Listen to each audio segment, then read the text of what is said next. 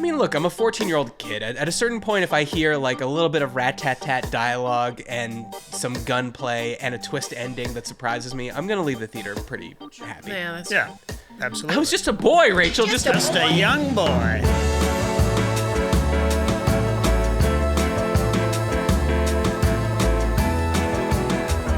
Hello and welcome to Is This Bad? A show where we rewatch movies that we did not love and with some distance test our priors to decide once and for all, is this bad?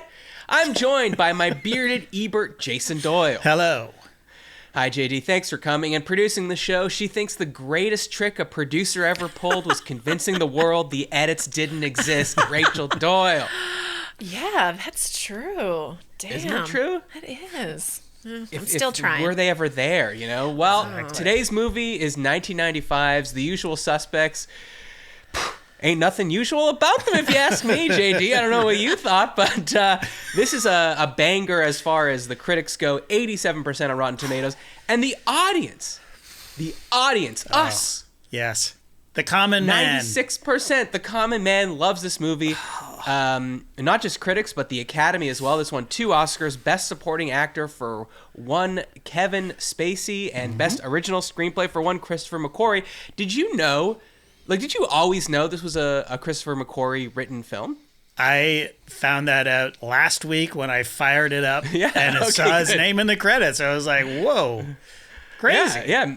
Me too. This was sort of where he made his bones here. He was working as a paralegal, I think, and also part-time as a private detective agency. So very cool guy. And then after this is sort of where he goes Valkyrie, where he meets Tom Cruise, and then he gets on the Tom Cruise train. Jack Reacher, Edge of Tomorrow, Top Gun Maverick, and at least, 3 or 4 of the Mission Impossible movies. Yeah. And this is directed by Bryan Singer. There are 2 predators in this film. Off screen, we've got Kevin Spacey and Bryan Singer. Bryan Singer, 4 X-Men movies, Superman Returns, which is a real turd. And the greatest musical biopic of all time, I think, Bohemian Rhapsody. What do you think, JD? Oh, come on. Disagree. Come on. Yeah, no shit. But I think he was kicked out halfway through of Bohemian Rhapsody. Well, I think he just stopped showing up is what I heard, but... The guy, he just... Well, what I heard, when I'm having my Tim Hortons down at the coffee shop, the talk I'm hearing is that Brian just stopped showing up for work. Well, that's what I heard. Yeah, well, I don't know. There's probably more to the story, I would say. But here we are, The Usual Suspects. Now, let me just start. I'll say where I was when I first saw it, because I'm not the hater in this case. Okay. That is someone else. And like all twists, you'll find out who's the one that hated this movie, but it's not me. Okay. 1995, I'm 14 years old. I'm seeing this in theaters, and boy, do I love it. Absolutely love it. We're in like the post-Tarantino glow. Oh yeah. And some of these movies come out later, but like I'm thinking of movies like Suicide Kings, Go, Grosse Point Blank, Way of the Gun, which I think McQuarrie also wrote, and I think is actually quite bad, but. Lock, Stock, and Two Smoking Barrels, the British Guy Ritchie version of a Tarantino movie. And I enjoyed it the whole way through, which is funny because I think one of the critiques of this movie looking back is the movie is just built for the end, and actually watching the goings on and the happenings of the plot of the movie is actually quite interesting. But I was locked in. Did I see the end coming? No, absolutely not. Did I feel stupid? No, honestly. And we'll discuss why I didn't feel stupid. Do you think all those other movies that you loved and before greased you up for this? It wasn't partially that? I mean, look, I'm a 14-year-old kid. At a certain point, if I hear like a little bit of rat-tat-tat dialogue and some gunplay and a twist ending that surprises me, I'm going to leave the theater pretty happy. Yeah, that's true. Absolutely. I was just a boy, Rachel. Just a boy. I wasn't as old boy. as your husband. I didn't have the level of depth and sophistication. Now, I don't think anyone told me going in that there would be a twist. That's my first question for you, JD. Is did you know going into this movie? Well, tell us where you first saw it, and did you know there was a twist? I saw it in the theaters probably the weekend it came out. This was sort of peak movie attending for me. I had this was 95. I had been traveling basically. I wasn't really part of media. Didn't watch a lot of TV, and I didn't see a lot of movies between like 88 and 94 because I was traveling and stuff. So everything I came to late. So yeah, as you said, like this was in the peak of, 90s crime films. Like, I had just watched Reservoir Dogs, on video. We had Pulp Fiction the year before. We had Leon the Professional. We had Miller's Crossing. I was a big Gabriel Byrne guy. The trailer just sucked me in. It was just exactly where we were. It was sort of like swingers time, It was just like, yeah, let's go see the movie, and we're gonna see some rapid dialogue and this neo noir and hey, forget about swingers. There's no big bad voodoo daddy in this, but there is a man who claims to be in a barbershop quartet. Yes, so it's close enough. A boater hat is not a bowler hat, but they're in the same arena. You're right. I was pumped for this movie when it came out, and I remember just sitting. I felt like I sat in the theater waiting for it to start right up until the end of the movie, and I was like, "Oh, okay," It's the fact that so you weren't even with it until the twist. You didn't like it the whole way through. I thought it was a muddled mess. It was all style, like all sizzle, no steak, until the end. And I was surprised by the ending for sure. But then I remember leaving the theater, and I think I probably saw it by myself. I was just thinking to myself, what a fucking waste of time that was. Like none of it had like. We can get into it, but, it felt like none of it was real. None of it happened. I was confused for no reason. Yes. Rachel and I were discussing Lost, how that was a bit of a bummer ending and how, I wanted all that time back. Yeah. But I was like, no, I enjoyed Lost when it was on. Like all those seasons we sat through and sat around the water cooler and what's the Dharma Initiative? And it was a fun ride. Where it ended up is whatever, but at least the ride was fun. But I didn't find this particular ride fun. Okay, so we didn't make you wait for the twist at the end. We just told you JD is the one that hated this movie. Funnily enough, Sorry. JD, though, the thing is, as much as I like this movie, I never had any compunction to see it again because of the twist at the end, that you do sort of go back and go, well, what would be the point in watching the whole I was going to say the first part, but the really 90... By the way, this movie's about an hour 45. Right. A blessing. Not because I'm saying it's boring. I'm just saying that's about the right time for a movie. That's just a little hobby horse of ours. Sure. But I started to, as this movie gets brought up, because it is like most people consider this a classic. Yeah. And I did start thinking, the more that I would talk to people about it, kind of what you're saying, which is, well, it's not very surprising that I didn't know that Verbal Kent, Kevin Spacey, is Keyser Söze, because they lied to me. He lied to me the entire movie. What I'm watching is a series of lies that are being then reenacted. So it's not really much of a twist in the sense, like, no one can say, well, how did you not see that coming? Because they deliberately hid the ball. And that made me want to watch it again even less. And of course, we're going to get into it, but I think that's one of the things that I was most curious about on a rewatch was, A, is this enjoyable in any way now that you know how it ends? But also, B, like, what is true? Is there anything that is true and is not a lie in this movie? Rachel, I'm curious, had you seen this before, or is this like every other movie where you've seen it 4 times, but only in the last 2 days? It's like every other movie, but I did actually see it. I graduated in 1995. I can't remember if I saw it when it came out, but I saw it back late 90s, mid 90s, whatever. And so I didn't really remember much of it except, the big punch at the end. So I don't know whether that kind of ruined it watching it again. But I felt very confused with it. Obviously he's trying to confuse the shit out of you. You can't rely on what he's relaying to us is true or not. So it was just kind of, I was getting more annoyed because I knew what the ending was, so I know he's trying to manipulate me the whole time.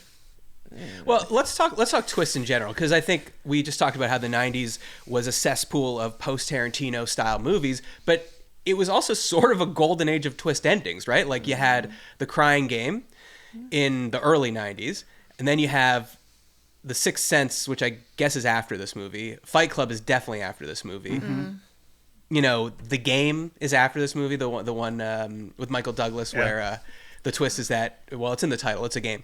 And Devil's Advocate, where you're like, this guy is like kind of the devil, but then it turns out, whoa, he is. Al Pacino really is the devil. Primal Fear, another twist ending. Seven, I guess you could say, is a twist ending. 100%. In a very different way. Yeah. But JD, do you have an idea in your head of what makes a good twist ending? And for instance, I know we've talked about Sixth Sense on the show, and I know that's a movie you like. Yeah. So, for instance, like, why does that twist work for you, whereas this twist doesn't work for you?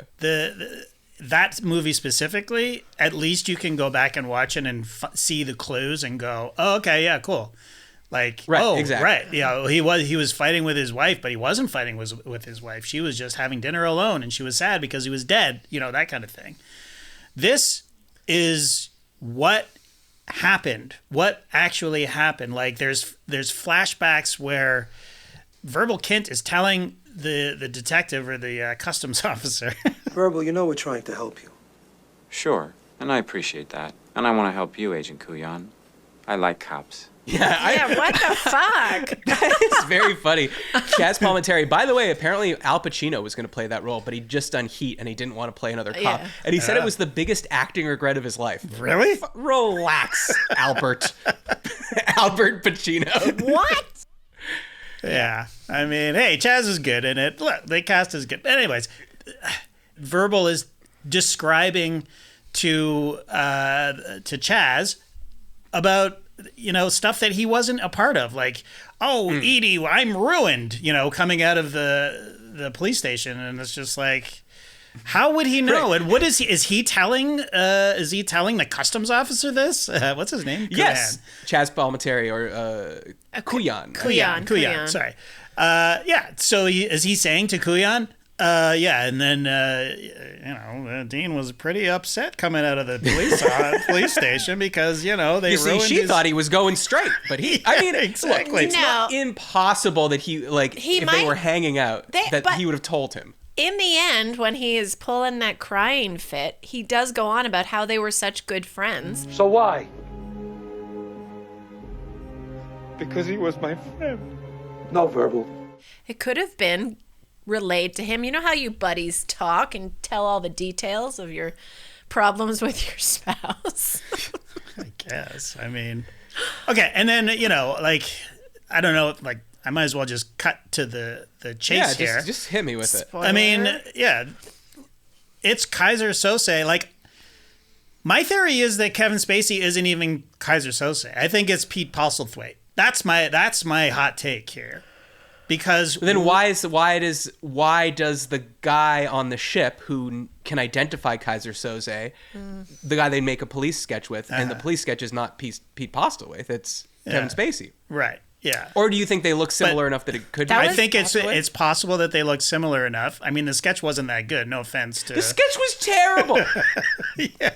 Why does the cop, Giancarlo Esposito. Stanton, is that his name? Esposito. Yeah. Why does he leave before they're done making the sketch? That is one of the weirdest parts. Like, I actually wanted to go back and I ran out of time. I wanted to mark down the timestamp of when they start drawing the sketch to the time when they're done drawing the sketch. And it's literally a stick figure. So basically. much happens in between. Like, how could it possibly take this long to draw a shitty sketch? It's not like it's filled in with shading either. Yeah. I went to Disney World in 1994, I think, and there was like in Tomorrowland World or whatever it's called, they were like, we have a robot that can draw your face. That's what it looked like. It was just, like a line here, a line there. Now, don't get me wrong, we were very impressed by the robot. Sure. But I just think that they should have known how important it was to get this sketch out, and the guy should have stayed there till it was done and then ripped it off the pad and then run down to the police station. That was a lady, FYI. The lady drawing it. Sure. Yeah, well, yeah. A man can't draw, Rachel. And she was doing some shading in part of that. So was there no shading in it? It was hard to tell. I mean, coming through on the facts, it didn't really come Listen, it wasn't the Mona Lisa. It was no churrascarari, whatever that fucking thing is called. Churrasquero. Yeah, that's the one. I was going to say churrascaria, which is a Brazilian steakhouse. Not the same thing. It doesn't work for you because he's lying and there's no point in what he's saying. Correct. You don't know what's real and what's not real. To quote Roger Ebert, to the degree I do understand, I don't care. Which is just a chef's kiss beautiful quote about this movie. It's just like, It's so fucking muddled. You like talk about tell and not showing. Everything in this movie that's real happens off screen, right? Like it's just like, oh, they busted this guy and he got off, and he's got like somebody really high up looking for him. He's got total immunity and he's in your office now, like. And then the stuff that you do see on screen is not real, right? So it's just like, well, is it worthwhile to try to figure out what is real? Because the thing that kicks us in motion, the police lineup, is real. And the thing that led to the police lineup, which was someone knocking off this truck that had guns in it, that we later find out was the Kevin Pollak character, that is real. Can you tell me how a customs officer is that furious and that invested and that passionate? Well, I want to see him. No, Dave. No, I got to see him, Jeffrey. Dave, no, I can't. Listen, you got to do this for me. I came a long way. It's his job, man. And he's getting that kind of money to send him to L.A. with, 5 other guys to investigate it? Yeah. Well, when you're a customs officer, you probably can take care of both coasts because that's where a lot of goods are coming in. So he probably is flying back between L.A. and New York a lot. With 2 hours before this guy was already granted immunity, and he was given money to go deal with this, even though he had 2 hours before he was going to be out. Well, that's one of the funny things about this movie is that the whole point of the final heist, like the ship thing, is that Keyser Söze wants to kill this guy that can identify him. But to do that, he's going to lie to these people and tell them, oh, there's drugs on this boat and blah, blah, blah, blah, blah. I want you to hijack it for me. And Keyser Söze needs this guy dead because he can be identified by him. Right. So he goes through all this trouble of doing that. But then the movie ends with him being identified. So it doesn't really do anything. Because now you could say at the end, he says, well, he's going to disappear and you'll never see him again. Then why couldn't he disappear and never see him again when he found out there was a guy that could identify him? Or just hire someone to kill him on the inside that was working on that boat with him. Is an Argentinian dope dealer, right? Yes, he's Argentinian, captured by Hungarians, I believe, who are angry at the Turks. A lot of nationalities here. But they weren't dope. Were they dope dealers? They weren't dope dealers. I don't know. I'm still trying to wrap my head around the details. No, they were dope dealers, but this was not a dope deal. Oh, okay. Yeah. So we've said 2 things that actually happened. Now, we don't know exactly how they happened, but they happened. Okay. The New York City's finest taxi service heist, that happened, right? Because Verbal tells Chaz Palminteri about that, and if that had never happened, Chaz would be like, what are you talking about? Then I would know if that had happened. It didn't happen. Right. It seems like they did go to California. There was no one named Redfoot, or maybe there was a guy, but his name wasn't Redfoot. Okay. I mean, that's what the people who love this movie will tell you, that is the case. Like, everything happened, just the names were changed to protect the innocent or whatever, or to protect. Why would he care about the innocent? He's killing everyone, including his family, if the boogeyman myth is true. Like, there's so many... Well, do you believe that happened? That's an interesting question to me. Because, JD, if your theory is there is no Keyser Söze, and it's just sort of a boogeyman, a ghost story to keep people in line and make them scared, did he come in and kill his wife and kids rather than cede his territory to the Hungarians? Or is that just a story he tells to freak people out? I think it's just a story. I guess it doesn't matter. It feels like storytelling. He's Yeah. trying to tell a story the entire time that seems at least half made up. I mean, I don't think we'll be able to get around the conversation of what is real and what is fake and what's a lie and how that affected our enjoyment of the movie. Let's get into some things, though, that were in the text of the movie, at least. They could be lies. But one thing I noticed on a rewatch is how much the heists all suck in this movie. Yeah. Like, 100%. It actually kind of really annoyed me. So there's the first one, the truck robbery with the guns, is off screen, so we don't even see that. Then the next one is the New York City's finest, which is okay. I think it's probably the best one. It's the best one. Their big plan is they're going to take big cars and surround this other car. Right? Okay. Did the gangster, were you convinced by his acting skills? Which, the guy? The guy with the jewels? He was good. He didn't want to give up the jewels or the money. The redhead. Wait, okay, Who's the hold redhead? on. Well, I guess I just have. Are you talking about the jewel heist or the? Yeah, the guy who's in the taxi. The taxi. Those aren't jewels. That's money. No. The jewels were in there and the money went. Oh yeah. Okay. I was just. Now I'm confused. Oh.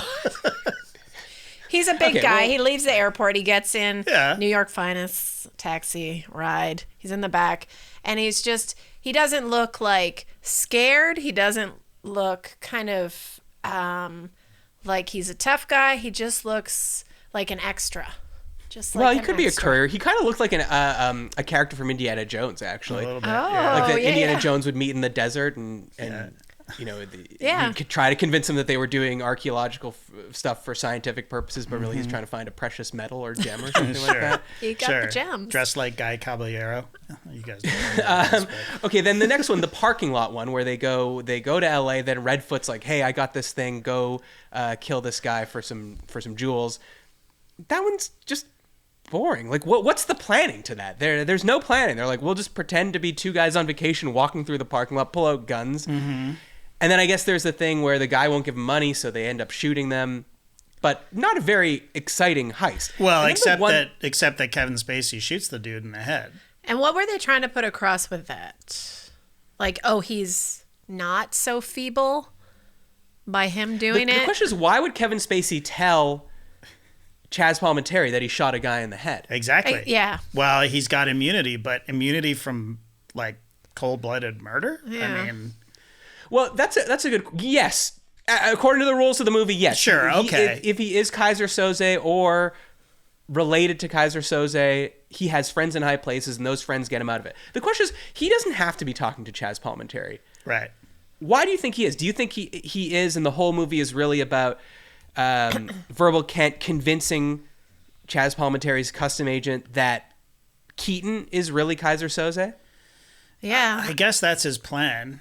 I guess. I mean, he's doing his best to like pretend that Keaton is this great guy and argue with Chaz about it the whole time. So So don't sell me the hooker with the heart of gold. You got him all wrong. Do I? Well, but that's part of the genius of Keyser Söze / Kevin Spacey. Whoa, both KS. A coincidence? I don't think so. There's levels to this movie that you have not uncovered yet. All right. Okay, let me ask you this. So speaking of Kevin Spacey shooting a guy in the head, Pete Postlethwaite shows up and says, "My employer thanks you for killing that guy." It was Keyser Söze that killed the guy. You know what I mean? Yeah, but he's got to keep up appearances. He can't say, Why? Keyser Söze, who's in this room right now. Yeah. I mean, He needs to be anonymous. okay. I mean, as you say, Keyser Söze did not get away. They know what he looks like now. They have his fingerprints. But if Pete Postlethwaite is Keyser Söze, then it actually works better.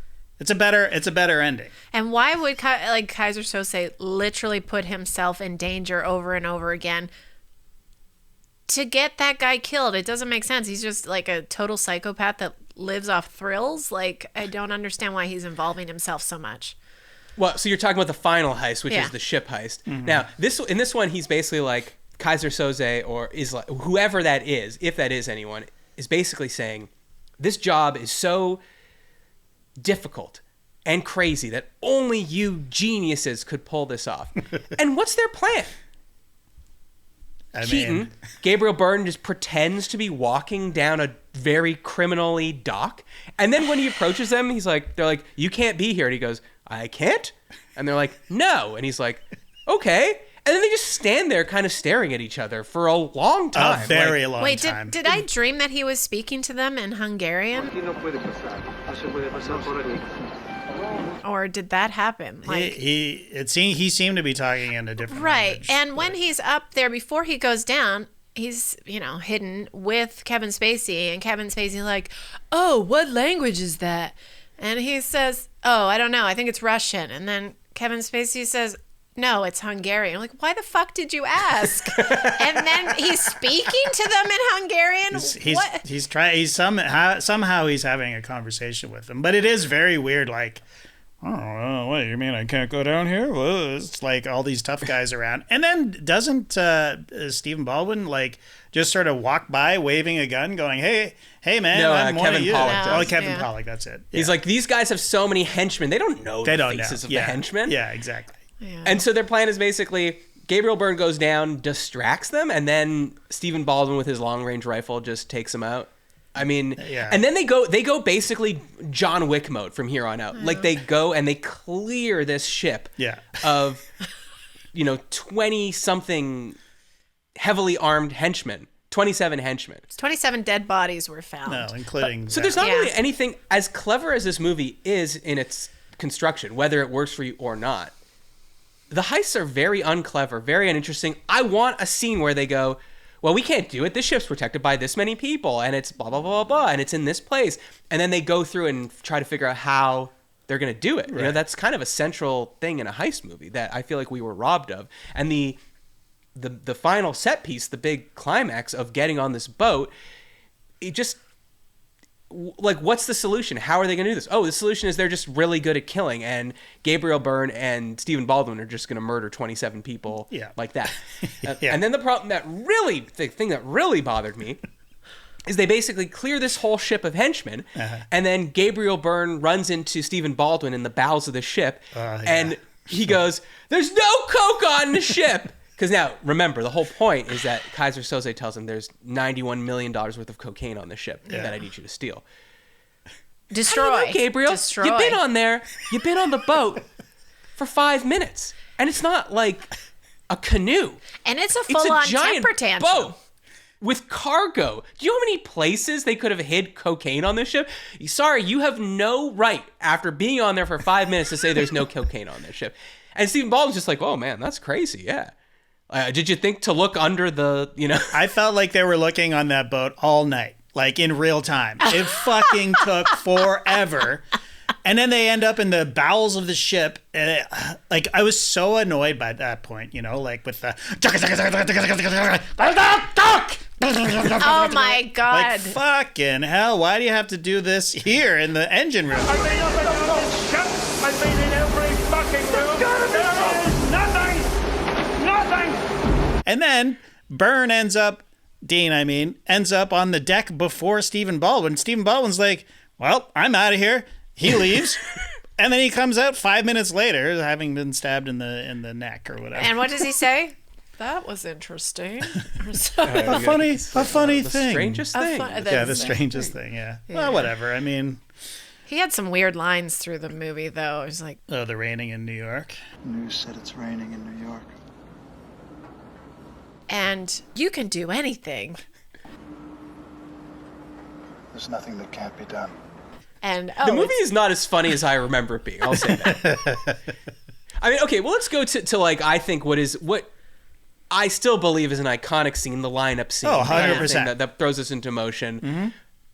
So to start with, like, Fenster, who's Benicio del Toro, this was absolutely his, like, breakout role. People, I cannot explain, if you were not around at the time, how much people loved this character and thought it was hilarious. Obviously, Kevin Spacey comes out of this and has, like, an amazing career playing kind of character actory, weirdo people. Sure. But Benicio also has a great career after this. Yeah. It didn't hit as hard as it did the first time I watched it. I guess this idea of, like, a kooky Latin man who's speaking in a language, like, speaking English, but it's so heavily accented that one can't hear it. I don't know. It didn't hit in the same way, but I don't know. How did you feel about Benicio and just the lineup scene in general? Did you read about the accent, though, or it wasn't even an accent that he was putting on? Like, his characters, he found out that he knew it was going to be killed off, and he wanted to do something to make the character more memorable, so he came up with the garbled talk. It was genius. It worked. Yeah. Absolutely. Literally made him a star. You are not wrong. Oh, is that the one about the hookup with dysentery?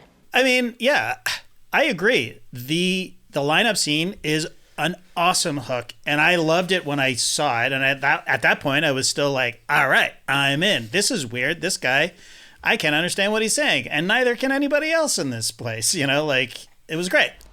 Excuse me. In English.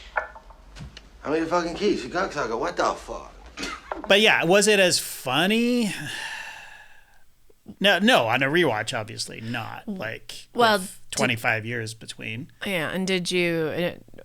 I read that they were fucking around the entire time and they couldn't make it work, and the director's getting annoyed, and finally they just gave up and went, okay, we're just gonna go with this. You guys were bonding. This is the best that we can do. Yeah, but that was a good part of it. Yeah. That was good. I thought. Yeah. Give me the fucking keys, you fucking cocksucker motherfucker! Knock it off. Get back. Well, Rachel, I have a bigger scoop for you. Oh. So, yes, you're absolutely right that they were trying to film this scene like as seriously as possible. Like they would get up there and say that line about the cocksuckers, but it would be like, you'd be like, oh, these guys are fucking dangerous. Mm-hmm. But apparently McQuarrie says that one of the actors farted. And it was a very hot and confined space. And he says that there are outtakes where it's audible. And then he said that basically the more that Bryan Singer was yelling at them to play it straight, the more they were laughing. And then the editor was like, it was just so much better this way. And then, so this is on Twitter. This is a few years ago. McQuarrie said, this solved a major script issue. I was constantly being asked to include a scene of the suspects bonding, the sort of scene that stops the story cold. The lineup then became the bonding scene. Nice. Since then, I've held to the belief that sometimes you're good and sometimes somebody farts. Well, and actors bring so much to a scene where, so much. They can improvise, and all of a sudden, the scene you've written or directed is 1,000 times better because of their improvisational skills. Yeah, I mean, and this is a good time to say, I think that all the performances are great, considering the dialogue that they've been given. Like some of the lines that Chaz Palminteri has to say in his interrogations / exposition to Kevin Spacey. Every criminal I have put in prison, every cop that owes me a favor, every creeping scumbag that walks the street for a living will know the name of Verbal Kint. Now you talk to me. All that precious immunity they seem so fit to grant you won't be worth the paper the contract put out on your life is printed on. Literal tongue twisters, but they come out fine. They come out believable, like at least in the realm of a neo-noir movie, right? Yeah. Al Pacino could never. What about the concept of Keyser Söze? Because aside from Benicio del Toro skyrocketing to fame after this movie, the thing that everyone talked about, obviously the twist, but just the name Keyser Söze became like so embedded in pop culture. And the way they marketed this movie was like the questions on the posters were, who is Keyser Söze? Yeah. First of all, can we admit, great name. Whew, so good. So good. Other than the umlauts, which threw me off on the posters when I first saw it. Like, how do you you were big into Motley Crue. You knew what an umlaut was. No, those are over at U, though. Over at O, I don't know what to do. So McQuarrie based the name Keyser Söze off one of his supervisors at the law firm that we mentioned he worked at. His name was Keyser Söze, but he didn't want to use his full name because the guy was, a dastardly villain. Yeah. So he was flipping through a English to Turkish dictionary and saw the word Söze, which means talks too much. Yeah. Oh, that's... And then you could see verbal Kent, talks too much. Söze. Right. Again, there's levels to this thing. But just the idea of Keyser Söze as a villain, but you don't quite know who he is. He's always slipping through your fingers. Right. It's become part of popular culture in a way that we talked before about how movie titles can become popular cultures, like a sliding doors moment, or a glitch in the Matrix, or what a Groundhog Day scenario. Yep. Keyser Söze is one of the rare ones where it's like a character name becomes, a meme kind of before there are memes. Yeah. Absolutely. And I don't want to take that away. I'm not obviously going to take that away. This movie is iconic, no doubt. Keyser Söze, the lineup, and then the twist at the end. Those are all the makings. The bare bones is... I should love this movie, but I don't. Well, let's get to the scene that's basically the whole movie. It is the scene in Dan Hedaya's office that he's loaning to customs officer. We do have another levels of, like, we have the FBI agent, we have NYPD, we have LAPD, and then we have, of course, the most important person, the customs agent. What do you think, like, obviously as they're discussing how they're going to make this movie, if this scene doesn't work, the whole movie does not it falls apart. work, because it's the whole movie. How did it feel to you in general? I mean, I liked it in general. Like, I love an interrogation scene. Like I said, I thought there was way too much dialogue, way too much exposition that happens in that room. But that's what you had to do it that way. There's no way around it. There's a lot of dialogue that he just throws out there to derail the conversation that makes it even more chaotic and kind of annoying for my already chaotic brain. To derail the conversation, Rachel, or to throw in bits of things he's read on the board that's in front of him? I think that's kind of cool. Like, I like the reveal at the end, like seeing it all come out when Chaz figures it out. I like that part. It's when he's like, he wants to get a coffee and they won't give it to him. Oh, well, when I was young and I used to get dehydrated and my urine would be literally snot. And just like these like derailments of making him look like a kind of an ignorant child saying weird shit. Okay, well, I'm gonna defend the movie here. And say that the best argument for it is that he's supposed to be dumb and not politically correct word, but a cripple, as they say in the movie. But then why isn't he Chaz dumb? comes in and Chaz says, you are dumb and I am smarter than you and I'm going to get this out of you. Over and over again. He says that. He rope-a-dopes him. He basically makes Chaz feel overconfident and smart and like that, and that he is, Chaz is high status, Verbal is low status, and then he uses that to his advantage to flip it on him. So I think all those stories about picking beans in Guatemala are to be like, yeah, I'm kind of a non sequitur, dummy, chatty guy. I almost would argue that he's not chatty enough. Like, they do it one or two times at the start. He says the Skokie, Illinois barbershop quartet. He says picking beans in Guatemala. After that, it's pretty much straight, like, here's my story as I remember it. Oh, I thought it was sarcasm, the Verbal thing, because when he's not saying anything and they're in the cell, he's like, your name's Verbal, and the other guy was like, oh yeah, I was gonna say stop talking. I thought it was just named because he's the opposite. Verbal? Yeah. Roger, really. People say I talk too much. Yeah, I was just going to tell you to shut up. Well, it's a good question. I found that a funny joke in the thing, but I do. Otherwise, why is he just talking about Skokie, Illinois, and being? First of all, if someone tells me as a non sequitur, I was once in a barbershop quartet, it's gonna ring alarm bells because he's in a barbershop quartet. Even in the 80s, you know, this movie comes out in 95. Yeah. What year is Verbal talking about? Mm-hmm. I have so many. If you tell me you're in a barbershop quartet, I have so many questions. Which guy in the quartet were you? And within the same 20 minutes, mentioning that you were picking coffee beans in Guatemala. I mean, those are miles apart. Those two miles things. apart, miles and miles apart. I will say, we should have been tipped off when he was talking about his snot like piss, because that's the only way that he would be able to put out a fire, you know, that with an accelerant. Yeah. Right? Because otherwise, how is that happening? That's not happening. That's not a real thing. Like, it had to be like... Yeah. Like, so you're talking about the very first scene in the movie when you see Gabriel Byrne about to die, basically. Mm-hmm. And then you see the boat starting to get lit on fire. And then from a balcony... Well, Gabriel Byrne lights an accelerant, and then the line of fire is going towards the boat or whatever. Yeah. And Keyser Söze off the deck pisses. Full story, great aim, and just puts it out. Basically, oobleck came out of his wiener. Okay. Well, I'm just following the storyline. I'm just saying.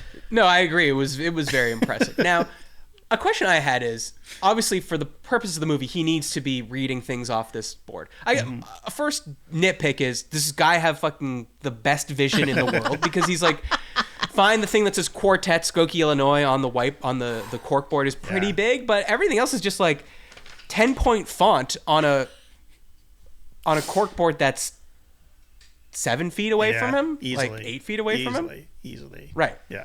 So that's weird. And then also, I was kind of curious, like, obviously is Verbal capable of going in there and making up a story on his own?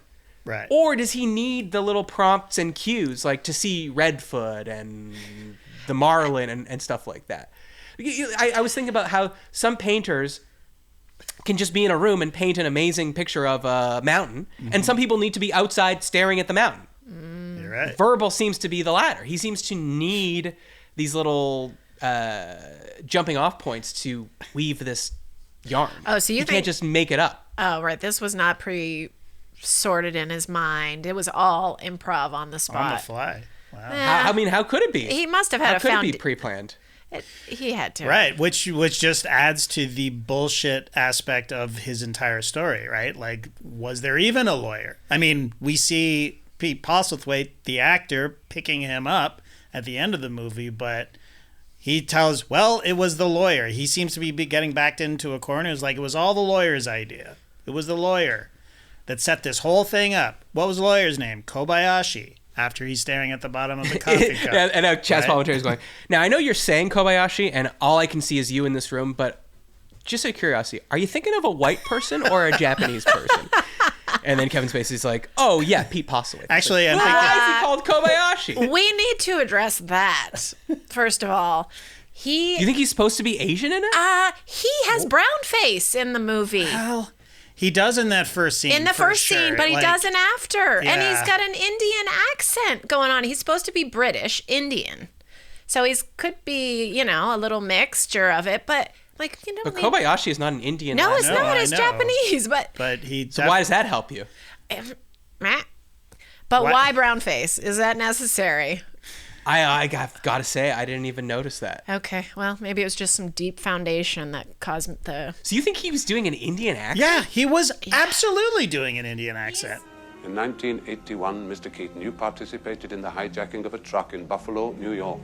And what is he? He's This Irish? movie merits multiple rewatches. Now go back and see what ethnicity is Kobayashi. At least he was in that first scene. Like it's almost like a thick Indian accent. He seems to be almost in brown face, although the lighting it's dimly lit scene, to be fair. But maybe he's acting at the same time. It's like he never existed, guys. He never existed. He does exist because he picks him up at the end. I know. Whether he's actually a lawyer or just his driver. It's his dad, man. It's just his dad. Where is he from? He's Irish. He's Irish. He's Irish. Pete Postlethwaite. But he's in British Indian in it. Well, I also couldn't figure out, is Gabriel Byrne trying to do a New York accent, like an American accent in this? Or is he supposed to be like an Irish cop and he has whatever? I think it's Irish, but I don't know. He was apparently a cop for 15 years who went bad, right? Well, you're going to find cops with Irish accents in New York, at least in the 90s. Still. I guess, but it felt like it just was going in and out.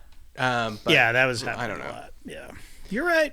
Now, what about the big reveal? Yeah. I think this works pretty well. Now, you can tell me you like it or don't like it, but I think the way they did it... First of all, one interesting thing I found out was that they had to go back and do pickups to reveal that Gabriel... okay, if you're going to this movie and you know there's going to be a twist, one thing I liked is one could plausibly believe that the twist is that Gabriel Byrne, Keaton, betrays his friend Verbal and is Keyser Söze. Mm-hmm. You could, end it there and be like, oh, wow, okay. Yeah, I didn't know that. But then they reversed that on you. But they apparently had to go back and shoot pickups because they didn't get any footage of Gabriel Byrne being, quote unquote, Keyser Söze. What do you mean by being Keyser Söze? Like, they need a shot of him in the hat shooting someone. Yeah. Yeah. Being him. Right. I just don't remember those shots being in the. I think they're at the very end when he's. Yeah. I remember shots of him he programmed you to be the guy, that kind of thing. And those are just flashbacks to what stuff we've already seen. But anyway, I believe you. And I think that also Gabriel Byrne thought he was Keyser Söze. Yeah. Until he saw that the movie. I read. Yeah. Wow. What I'd say to Gabriel Byrne, I'd say this film warrants multiple views. I mean, okay. If you're asking me if the twist works, it 100% works. I was fooled, and I was like, "Whoa, that was pretty cool." And even like the transformation, like to Kevin Spacey walking and just straightening out his walk, and then you're just like, "That's the sort That's of what won him the shit. Oscar." Yeah. I think it did. And I think that's what also won Macquarie the Oscar for the script, right? It's incredibly well done. And considering that Bryan Singer, first-time director here, say what you will about the guy, He is very talented. Say what you will. Say what you will about him. He is a piece of work, no doubt. But the guy can direct a scene. That's all. Can I ask you one part of those scenes? You know, when it starts off and you got that pile of ropes. And so, you know, there's something that you're supposed to be noticing because it keeps zooming in on it. What is there something there? Is there something there? And in the end, when Kevin Spacey is looking all, and he's not coming out and he's hiding behind stuff, and then he gets behind the ropes in the story he's telling, of course. Yeah. And it zooms in and he's being shot. Keaton's being shot. Yep. I'm like waiting to see his eyes at least, but nothing is behind the ropes. Yeah, that's intentional. When you see Spacey being tricked and tricked. Yeah, when you see Spacey heading towards that pile of stuff, yeah, he stops at the tires, which is before the camera continues. But Spacey was specifically told, I read this, to stop at the tires, and then Singer specifically had nothing behind that, so you're just looking at a pile of stuff because he wasn't there. Yeah. Well, but that's a part of the twist that really doesn't work for me, because for the whole time that Verbal is explaining what happened on the ship, again in the final big set piece, someone is going around killing all the usual suspects and killing the guy that can identify Keyser Söze, but we're as the audience not seeing who it is. But what we are seeing is cuts of Verbal hiding because he's scared off the ship. Yeah.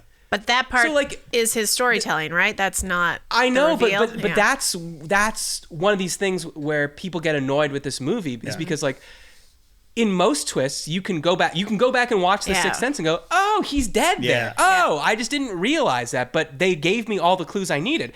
Not only are they not giving you all the clues you need here, they're lying to you. Yeah. They're saying, why would you even think Kevin Spacey killed Stephen Baldwin with a knife when you could see he's dying over here on the ship and Kevin Spacey's not even on the ship. Yeah. So that's part of what I mean. Like when I say this isn't a good twist, you can watch Fight Club and then at the end go, oh my God, wait, these are the same guy. Yeah. And that might annoy you or whatever, but the next time you watch the movie, you go, oh, the reason those people are so interested in watching him fight in this, outside this bar is because he's punching himself in the face. That's kind of cool. It is. Oh, the reason that he doesn't have a 100%. name is because his name's Tyler Durden. Oh, that's kind of cool. Right. There's none of that here. When you rewatch it, you're not learning anything new because there's nothing to see. There's no part where you could be going. And actually, another thing that really annoys me is in the parts where he's talking about Keyser Söze and they're showing you a depiction of Keyser Söze on screen, it's very clearly not Kevin Spacey. Like they could have done it where his face is just shrouded in shadow or something. And in some shots he is, but in others it isn't.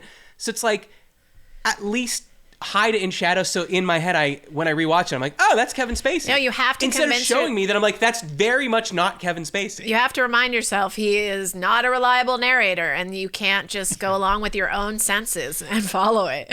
Yeah.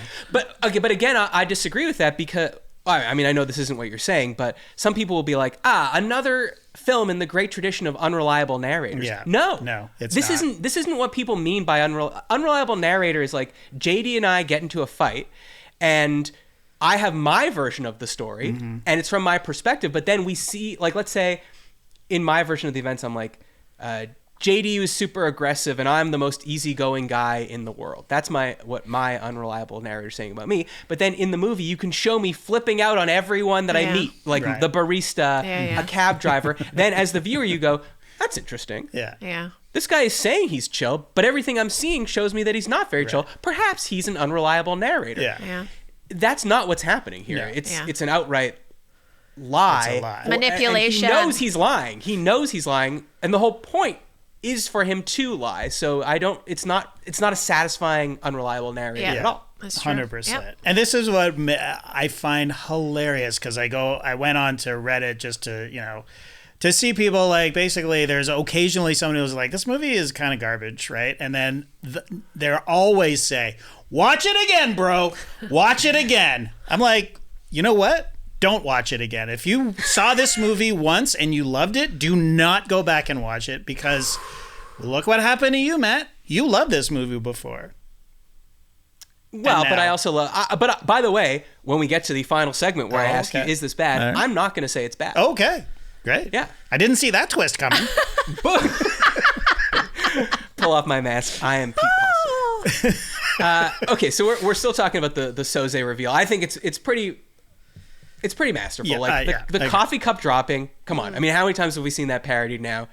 It's just amazing when you create these images that are, again, memes before memes exist. The dropping cup of coffee that says Kobayashi at the bottom. And one thing I'll say is, when Chaz is looking around the corkboard and looking at all the various things and how Verbal has seamlessly spun those into his narrative, there's a part where you hear Kevin Spacey going, the guy was fat, like orca fat. I know. Yeah, like, and then they show this shot of a woman, and I felt bad for her. Totally. I was like, what did she do?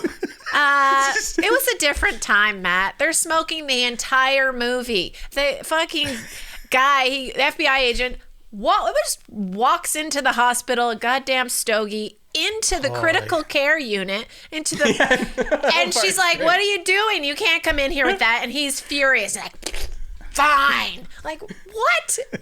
No, in 1995 even? Really? I don't know. I was wondering the same thing. I was like, could you smoke in a hospital in 1995? I don't think so. You can if you're an FBI agent. Gotta put on one of these. Burn victims are very susceptible to infection.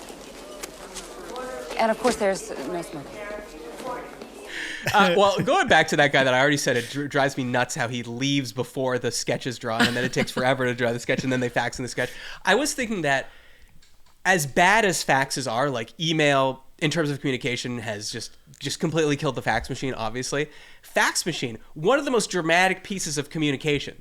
Like slowly creaking out of that machine, like line by line, like me in 1995 trying to see a picture of Pamela Anderson on a bulletin board system. Yeah. So maybe I'll go through top of my head, most dramatic pieces of telecommunications equipment that can be used in a movie. Because fax is number one. Because also, have you seen the movie No Way Out with Kevin Costner? Oh yeah. Right, which apparently was actually a big influence on this movie. Okay. That whole climax of that movie is a fax is coming in very slowly. Well, was it a fax or was it like they were reconstructing a photo? But anyways, yeah. To your point. Oh, I thought it's his face on a fax. It's a Polaroid that's overexposed, right? So then they put it in this state of the art computer that's literally an entire wall. It's like we're gonna reconstruct this thing. Oh, okay. And the guy in the wheelchair was like, Kevin kept getting him to stall or whatever, like reverse it, make it go the other way. But yeah, your point. Enhance. And exactly. But it's funny because I remembered this wrong. I thought that they made much more of a meal of the fax coming in and it wasn't coming fast enough, and he had his hand on it, but it hadn't finished printing. It's not really the case. Like it does come in slowly, but it's not like central to the plot. You're right. But okay, I'm gonna say texting is the worst. Texting is the worst in terms of like dramatic. The least dramatic piece of communications in a movie. Oh, what if the little bubbles are going bubble, bubble, bubble? Well, yes, you're right. We've tried to like come up with ways to do it, and I think some people have succeeded. But I'm seeing more and more where people are setting their films just before cell phones were completely ubiquitous, or the character's phone is lost, or they're not anywhere where they have service, just to get over. Like, well, why didn't they just text someone, or why didn't someone just text them? Well, maybe because you know everybody's staring at their phone all the time. There would be no movies post iPhone. Everybody was just sitting around doing nothing. Well, that's what I'm saying. Text is bad. It's the bottom of my list. Okay. Right above it, I'll put email. It's in less movies, but it's in like Social Network. There was definitely some emails flying around. Yeah, there were. Okay, boring. Yeah. Phone call can be good because you get two-sided. Answering machine. But long message on an answering machine that the person is hearing, but you don't know that they're hearing it. That's a good one. Yeah. And then I would say right under fax machine has got to be letter, because in your house, you know what I mean? Right. Like maybe the killer, like you open it and it's a piece of clothing from your husband or something, and that's how you realize they're dead. But it's in your house, you know. Like, does it even have a stamp on it? Did they just drop it in the mailbox themselves? Yeah. Frightening stuff. Like a pair of underwear? What do you fit in an envelope that's that small?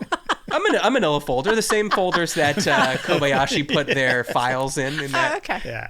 I also thought the other thing that won Kevin Spacey the Oscar was when everyone is opening their manila envelopes that has like all their personal details in it, and he has to rip it open with his mouth because his hand is so he can't. I was like, oh god, see, he embodied the character. Totally. He can't open an envelope. Now I'm wondering if so he has cerebral palsy, but they chose just one side of his body. Yeah. Wouldn't it affect one side of his face too, or no? It's just he's an actor, not a maybe it doesn't, but maybe it doesn't. I'm just asking.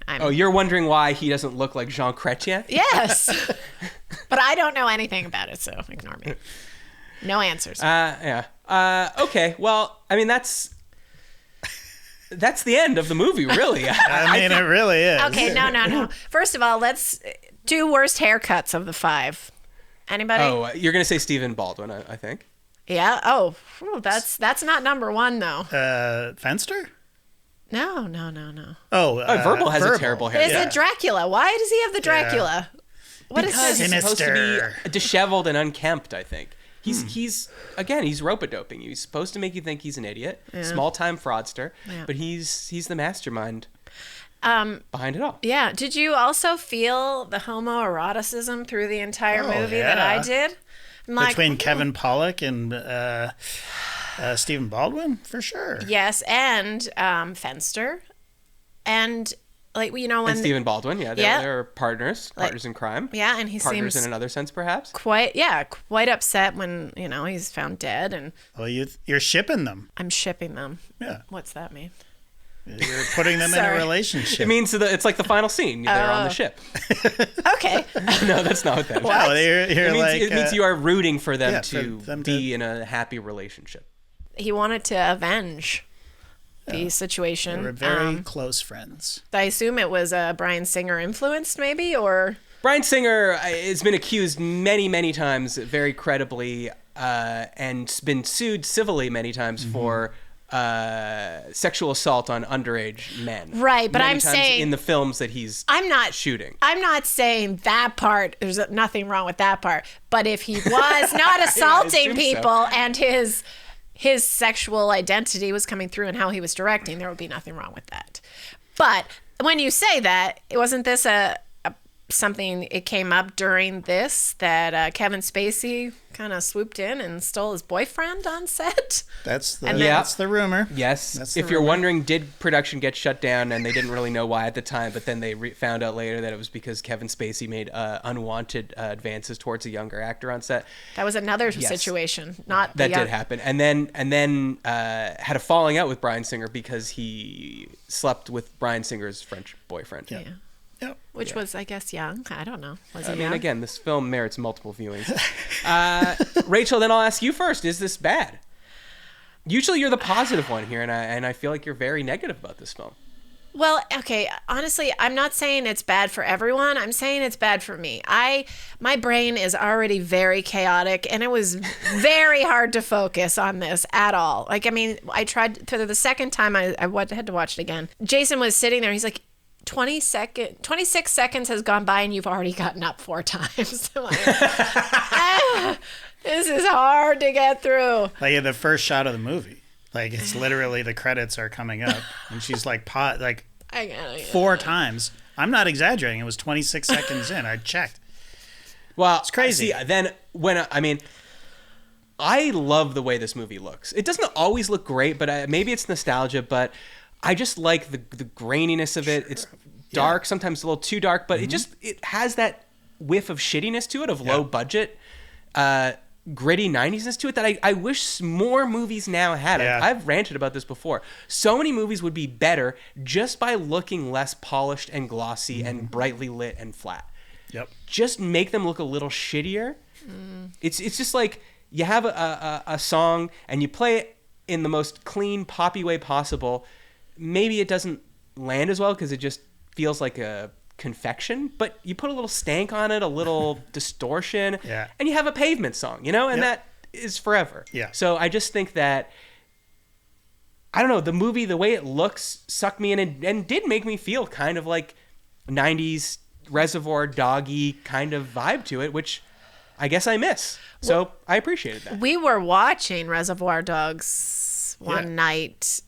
And I fell asleep multiple times during oh my God, The Usual Suspects. And then he turned on the Reservoir Dogs.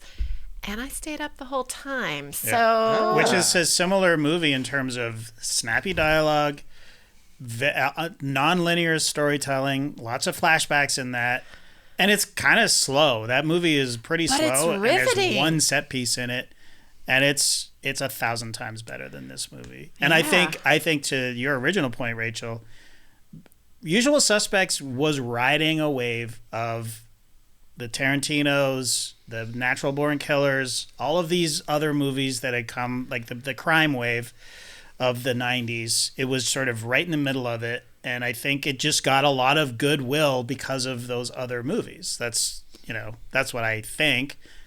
But yeah, I mean, I'm with you, Matt. I like I love the neo-noir look of this movie. I love the set piece of the guys meeting on the lineup was great. Like all of it, it just goes nowhere for me. And I was frustrated when I first watched it, and I have not seen it since I saw it in the movies when it came out, like first initial release. And I was even more annoyed by it, but I'm much crankier now than I was back then. So hey, I mean, I'm crankier too, but I'm still, I didn't like it as much. I don't think it's impossible to like this movie as much. Yeah. This was really one of the first, like, I didn't go into it knowing there was a twist, but people definitely were like, don't read any reviews, don't talk to anyone about it. Like Sixth Sense later became that, Fight Club later became that. Yeah. So I don't know, maybe it's just kind of that excitement of going to the cinema opening weekend that has still lasted with me. Yeah. That being said, I read the Ebert review and I was like, this is so bang on. Like you already said the line, to the agree that I do understand, I don't care. He follows that by saying, it was, however, somewhat reassuring at the end of the movie to discover that I had, after all, understood everything I was intended to understand. Yes. It was just there was less to understand than the movie at first suggests. Exactly. He says also, I prefer to be amazed by motivation, not manipulation. And I think that's the major difference. If you leave this movie feeling just like purely manipulated, I did, for there's sure. no way and Rachel did, and JD did, and I guess in a way I did too. But, you also read that the Writers Guild ranked it as one of the best, or of the 35 greatest screenplays of all time. Like, Jesus, okay. There is, at the Oscars, there's adapted screenplay and original screenplay, and anything that's not based on an existing IP is an original screenplay. Mm-hmm. But to take the actual word original, this is very original, I think. Okay, I mean, sure. Yes. Because you are taking, like, what if Reservoir Dogs, but, like, and there were people that didn't even have, that made Reservoir Dogs style movies, like Suicide Kings and stuff like that, that didn't even have a twist to it, really. It was just exactly that kind of gangsters talking fast movie. Yeah. So I don't know. At least they tried for something. I really do think that people were so blown away by the reveal and that coffee cup falling slowly and the limp going to walking fine, that they were just like fucking wow. And I think that that's what's interesting about this movie. And what I'm interested to hear from people that are listening to this is like, has your opinion of this movie changed? Because when you rewatch it, I guess I didn't hate it enough on a rewatch to say it's bad. Yeah. I realize now that it is not as good as I thought when I was 14 years old. But I don't know. I do find that it has some kind of charm. So I will not say it's bad. JD, I assume you were saying it's bad. I'm with you. I agree with you, but I have to say it's bad because it is bad. Because, after all, it is. Yeah, it's tedious and it's not enjoyable to watch, especially on the rewatch. I mean, and if you're watching this, if you got it this far in the podcast and you haven't seen it, I'm not sure what to tell you. Well, that's insane. That would be insane. Yeah, that would be insane. One last thing about things that date a movie. The facts is one thing, but whatever. That was the technology of the time. But the sideways gun. You know what I mean? Yeah. Really? I felt like 18 months looking back. Like maybe from Boys in the Hood up till 96 or so. Yeah. Like everybody was doing the sideways gun thing. And it just feels so out of place in this. Like in this film noir style. Like I would have been a little more timeless, fax machine notwithstanding, if they had just held the gun correctly. You know what I mean? Yeah. I mean, I do know what you mean, but it's also cooler to hold it on the side. Is it? I don't think it is. Why did Sorry it to be fall Grandpa out of... Simpson, but it was the style of the time. You're a child of the 90s. I suppose. But then I think that like actual gun people and soldiers and stuff are like, this is the most ridiculous way to hold a handgun. Like, unless you're trying to shoot someone who is themselves on their side. That makes sense. Yes. Exactly. The boogeyman wouldn't shoot someone like that, right? Come on. Well, but I mean, when you are saying it's a noir, by the end it kind of goes away from noir to action. Like I said, it kind of goes to John Wick. Like, who the hell is Stephen Baldwin McManus in this movie? He is more like Leon the Professional, who can just like clear out a room, which is not what they introduce him as, or it's seemingly not what they introduce him as. Fucking Kevin Pollak is one of your guys. Kevin Pollak. Calvin Pollak pulled off this armored car thing we learn, stealing all these guns by himself. Yeah. Kevin Pollak from Mrs. Maisel. I mean, anyways. So to me, it's not bad. Okay. But what do you guys think? What did you think of it when you first saw it? Were you blown away by the twist? And has that changed your opinion since then? And have you rewatched it? And what do you think? Let us know. All right, JD, what is the next movie? Well, with apologies to J.E. Skeets. Oh, no. Interstellar. Now, Interstellar is a movie that I think is pretty overrated. I've seen it once. I remember going, this is kind of mid. But it has its stands. Oh, people love it. And Jay Skeets, our friend and compadre, loves that movie. He watches it once a year, I believe. This is Matthew McConaughey. Once a year, he goes behind the bookshelf just to see if Murph is there. That's right. Again, I haven't rewatched it, but I think that is a reference to that movie. I think you're right. Interstellar. I'm interested to see what I think about it because I think I was... anyways, you'll find out when we rewatch it on the next Is This Bad Movie Club. But remember to check us out, patreon.com/isthisgood. If you have topics, email us isthisgoodpod@gmail.com.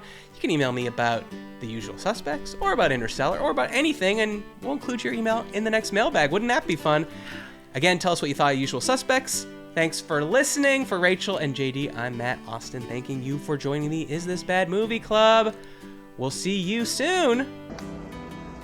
My guess is you'll never hear from him again.